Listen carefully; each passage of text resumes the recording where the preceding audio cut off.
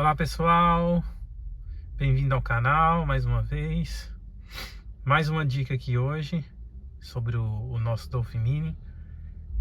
A ideia aqui é trazer um instrutivo de como remover aquele som característico dos BYD ao ligar ou desligar, né? A gente chama de som de boas-vindas, né? Que é esse som aqui, ó.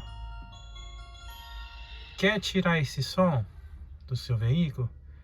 Então, olha aqui, dica rápida, né? Cumprindo o objetivo do nosso canal, a gente vai vir aqui na central, configurações, configuração do veículo,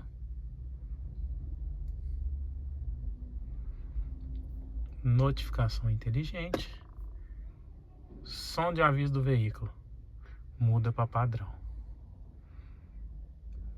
alteração feita, carro desligado, somzinho de boas-vindas ou o tchau foi removido. Então, se gostou dessa dica, deixa o seu like, inscreva-se no canal. Em breve, mais dicas rápidas aqui para vocês. Grande abraço, Deus abençoe.